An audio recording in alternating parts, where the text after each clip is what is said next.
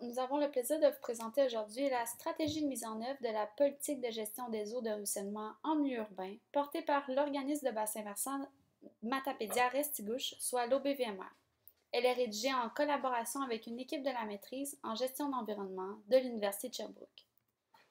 La présentation du vidéo YouTube de la stratégie va comme suit. Pour commencer, une présentation de l'ouvrage général, de l'enjeu, de l'orientation et des objectifs de la politique, puis une présentation sommaire des cibles pour 2030 pour la gestion des eaux de ruissellement en milieu urbain. Et pour finir, un exemple plus détaillé sera présenté. Concernant l'ouvrage général, il se décline en 3 documents distincts et complémentaires. De 1, la politique, qui cerne la problématique de gestion des eaux de ruissellement en milieu urbain, fixe l'enjeu et l'orientation et propose des objectifs. De 2, le recueil d'aménagement et de bonnes pratiques, qui présente, sous forme de fiches, une série d'aménagements et de bonnes pratiques adaptés au territoire du bassin versant Matapédia-Restigouche. Et finalement, le dernier document, celui qu'on vous présente aujourd'hui, la stratégie de mise en œuvre qui dévoile les différentes stratégies que pourrait mettre en place l'OBVMR pour assurer le succès de sa politique et l'adoption de son recueil. Pour bien cerner la problématique, on vous invite à écouter la vidéo YouTube de la politique ou bien de consulter sur le site de l'OBVMR. De même pour le recueil où les concepts d'aménagement et de bonnes pratiques sont présentés. À titre de rappel du premier vidéo présentant la politique, l'enjeu reprend le deuxième enjeu du plan d'action découlant du plan directeur de l'eau, soit le PDE, un document de l'OBVMR, qui est la conservation et la restauration des écosystèmes aquatiques et riverains. La démarche de rédaction de la politique fut d'utiliser tels quels certains enjeux, orientations et objectifs que l'on retrouve dans le PDE, dans le but de simplifier la documentation produite par l'OBVMR et d'éviter les doublons. De nombreux éléments du PDE traitent de la problématique des eaux de ruissellement, mais ne l'abordent jamais de manière globale ou directe en milieu urbain. C'est pourquoi la politique formule une nouvelle orientation, soit la 7e, qui s'articule comme suit: améliorer la gestion des eaux de ruissellement en milieu urbain. Les objectifs s'attaquent, tant qu'à eux, directement à la source de la problématique. On veut donc augmenter les surfaces végétalisées, permettre une plus grande infiltration des eaux de ruissellement dans le sol, améliorer l'aménagement de bandes riveraines et finalement améliorer la connaissance et la gestion du régime hydrologique dans le périmètre urbain. La stratégie propose des cibles pour 2030 pour chacun de ces objectifs. On retrouve à la fin de la stratégie un tableau synthèse où chaque élément essentiel est résumé et est complémentaire aux éléments présentés aujourd'hui. On y retrouve des indicateurs de suivi, des exemples d'aménagement ou de bonnes pratiques, des acteurs de l'eau potentiels et une colonne estimation budgétaire pour chacun de ces objectifs. La première cible répond au premier objectif, soit d'augmenter les surfaces végétalisées. La cible va comme suit. Pour 2030, augmenter de 50% les surfaces végétalisées dans le périmètre urbain. Pour atteindre cette cible, les propriétaires résidant dans les noyaux villageois devront augmenter la proportion de surfaces végétalisées sur leur terrain. Pour ce faire, ils pourront, entre autres, puiser des modèles d'aménagement et de bonnes pratiques dans le recueil. La cible consiste à augmenter de 50% les surfaces végétalisées sur chacun des lots. Par exemple, si un terrain est végétalisé à 20%, la cible pour 2030 sera de 30%. En terminant, j'attire votre attention sur la photo de droite où l'on voit un modèle d'entrée d'automobile qui permet d'augmenter les surfaces végétalisées. Concernant le second objectif, soit de permettre une plus grande infiltration des eaux de ruissellement dans le sol, la cible va comme suit. Pour 2030, 50 sites intégrant un aménagement ou une bonne pratique du recueil permettant une plus grande infiltration des eaux de ruissellement sont mis en place dans le périmètre urbain. L'une des avenues permettant une meilleure gestion à la source est de favoriser une plus grande infiltration. Pour maximiser les retombées positives de cet objectif, il est primordial que l'aménagement urbain maximise les lieux d'infiltration. Il existe de nombreux aménagements et de bonnes pratiques favorisant l'infiltration de l'eau. Uniquement dans le recueil, on retrouve 11 aménagements qui répondent à l'objectif 2. Il s'agit d'une cible s'appliquant à tous les secteurs d'intervention, résidentiel, commercial et grandes aires de stationnement, le réseau routier municipal et les terrains publics.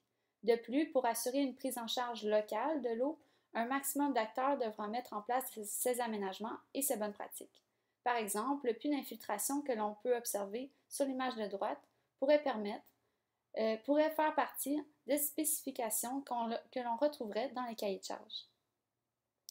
Concernant l'objectif 3, soit d'améliorer l'aménagement des bandes riveraines, deux cibles sont énoncées.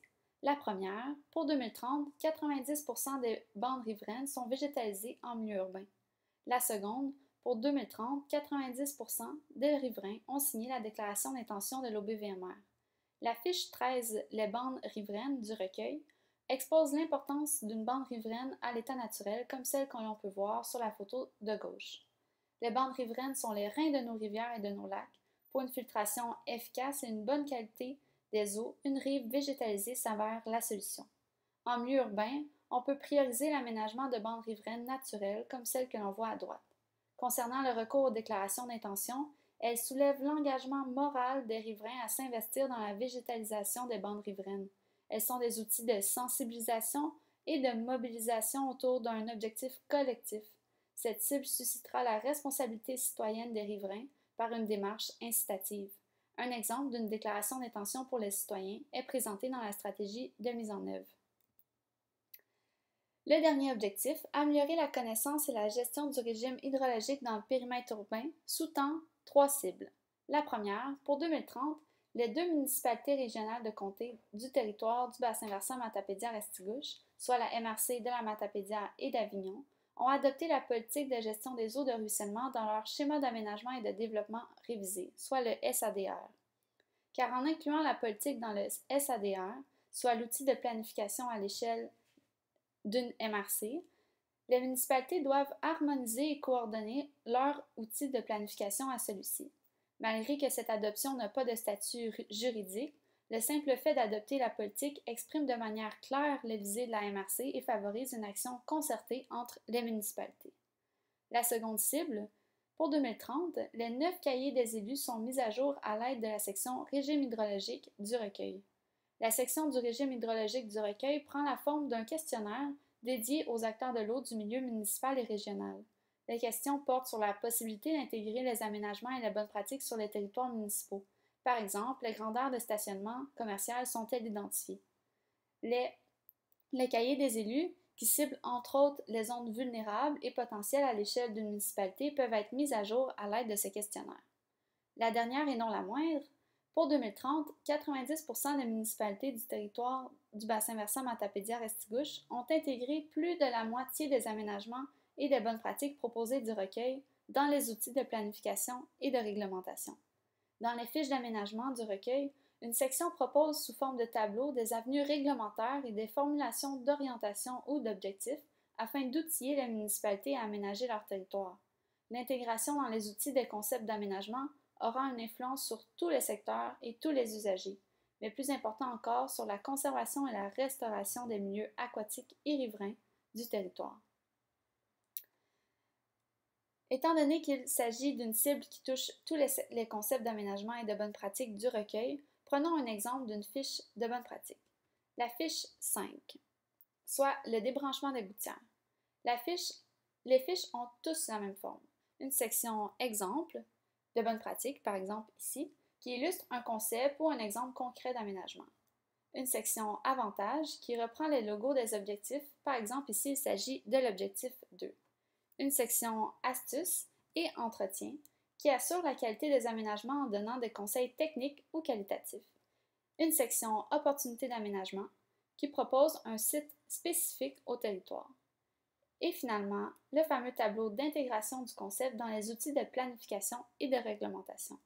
Et voilà, ça conclut la présentation YouTube d'aujourd'hui. Vous pouvez prendre connaissance des autres exemples d'aménagement dans le recueil, ainsi que tous les autres documents de l'ouvrage général sur le site de l'OBVMR. Merci pour votre écoute et mobilisons-nous pour conserver et restaurer les écosystèmes aquatiques du territoire du bassin versant Matapédia-Restigouche.